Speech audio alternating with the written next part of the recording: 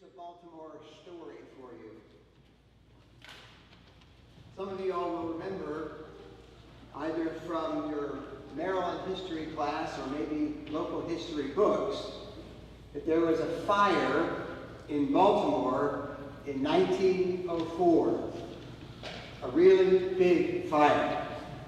The Great Fire of 1904. Downtown Baltimore, February 8th, 1904. It started on North Howard Street, right around where Redwood Street is now, near where the University of Maryland Hospital is now, and was made much worse by the strong northwest winds. All told, the fire destroyed over 1,500 buildings. But there was one building that the fire did not destroy. Thanks either to its strong-willed owner, or a change in the direction of the winds, or the divine hand of God, depending on who you talk to. O'Neill's Department Store, iconic department store located in downtown Baltimore at the corner of Charles and Lexington Streets. And it was right in the path of the fire, which meant two things. The first thing it meant was that the store was going to be demolished. The local civil engineers had decided that the best way, maybe the only way, to keep the flames from spreading was to blow up the prominent buildings that were in its path to make a fire break. O'Neill's department store, it was about as prominent a building as there was. It was considered the department store in downtown Baltimore, and was known for providing practically all the dresses for debutante balls, and more importantly, for First Communion services. To blow up this building on purpose?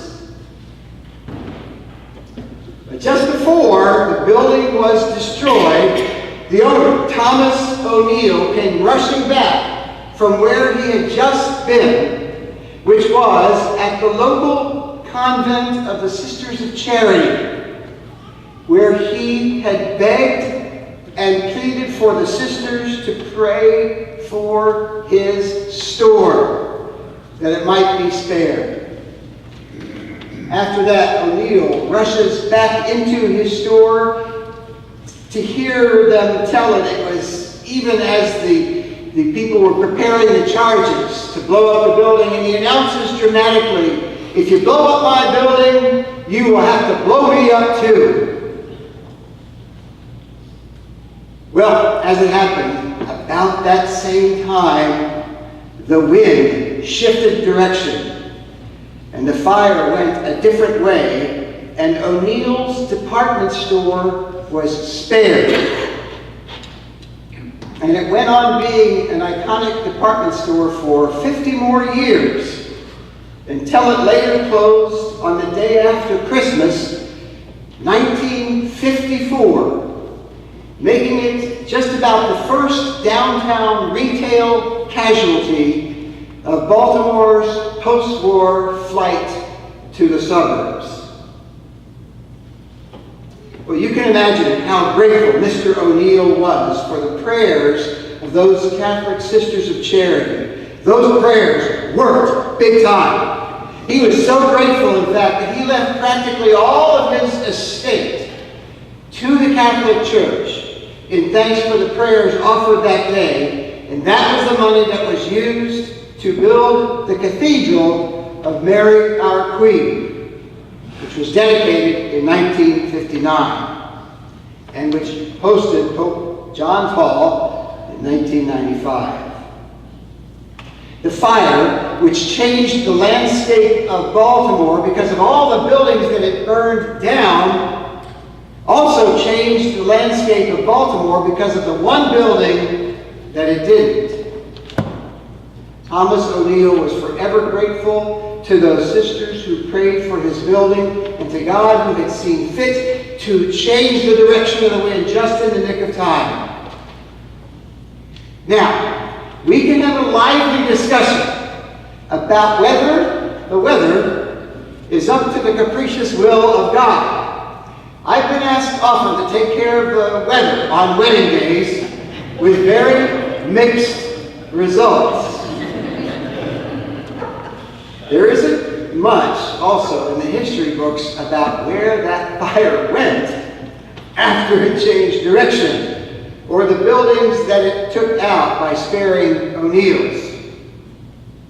But that sense of gratitude for God and for those devout sisters praying their hearts out, changed the course of Baltimore's history. And that particular cathedral continues to anchor our downtown long after all those department stores, including his, disappeared.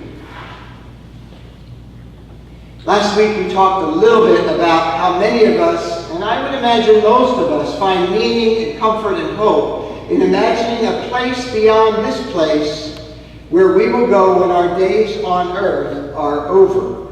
Most all of us believe in some kind of heaven.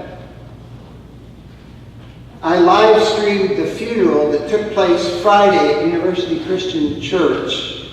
As I mentioned earlier, a very active member, Scott Libby, he was the kind of guy that did everything at the church. I don't even think they know how to set the thermostats in Scott's absence. But he died suddenly, unexpectedly, at the age of 57. He went to bed feeling just a little bit off and had a heart attack overnight. It was a long and poignant service. People remembered their dear Scott. Time after time, though, what really touched people's hearts was when they would say something like, and I can just imagine Scott up in heaven wearing his Orioles jersey. He was a big fan. Or trying to get God to turn down the air conditioning to save a few dollars, because you know Scott was a real penny pincher. Thoughts of the afterlife are the ones that give us comfort when a loved one has passed away. Thoughts of heaven fill so many of us with peace when we need it the most. But there is another way that we find meaning when someone is no longer with us, like they were for so long. In addition to imagining those people in heaven, we turn our attention to earth and imagine how we can make it a better place in their memory, in their honor.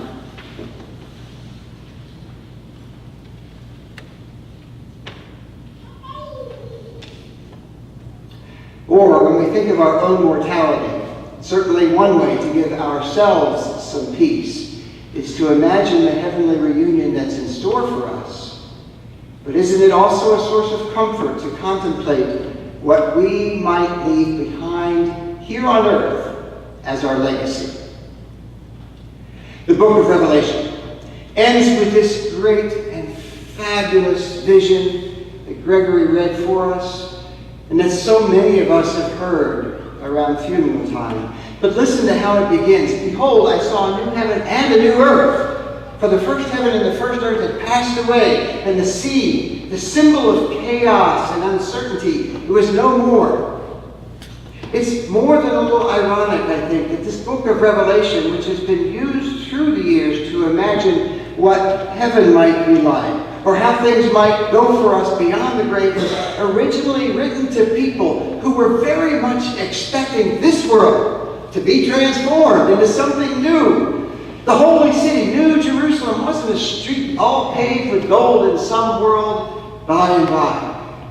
It was to come down from heaven, to be right here as a very earthy bride adorned for her very beautiful earthly husband. So I think it is in keeping with this vision in the book of Revelation to think about that time after we have lived our lives, not only from the perspective of where we might be, but also from the perspective of those we leave behind. What will our legacy be? What will we leave behind? It's more of an abstract question in our youth, maybe, But as we age, it becomes more real, doesn't it? How do we want to be remembered? And what can we begin to do now to move ourselves in that direction? Because, as we too often find, time is limited. I don't imagine all of us will be able to use our millions of dollars of funds to build a cathedral. Our last names aren't Hopkins or Weinberg or Bunting or Casey, but there are other stories, right? Larry Hummel was just the guy who lived in a small house at the edge of the small campus of Bethany College. Worked his whole life just taking care of the farm, taking care of the grounds, puttering around. But there was that strange habit he had of going over to the college library every evening to read the Wall Street Journal, which all made complete sense shortly after he passed away and left over $1 million to his favorite little college. The students indulged him, the administration let him stay. And now, how many college students have had their lives changed as a result of the Larry Hummel Recreation Center on the campus of Bethany College? And there are other stories, even closer to home, right? Here at Christian Temple, two families who pretty much loved the church and pretty much didn't have a life otherwise, comforted themselves by leaving behind a gift that began our Christian Temple Legacy Society Fund. How many people's lives have been changed through the years by wandering over here for a concert at Christmas or going on that first work trip as a high school freshman? It's delightful to tickle our imaginations with thoughts of how things might go for us beyond the world that we know. But there is such a source of joy and comfort available to all of us to think about what we want our legacy of living to be and to live our lives accordingly. Think about that for just a minute. How do you want to be remembered? So often I speak to families who have to make the decision of a memorial fund afterwards. Where do we give that? If you could say now, this is where I would like that to go, where would it be? What can we do now? Now. What can we do now? And what do we want a new heaven and new earth to include as a result of having lived here for just a little while? If there's a particular answer to that question that brings you comfort, peace, and joy, then pay attention and give a little joy back to the God who has given us so very much.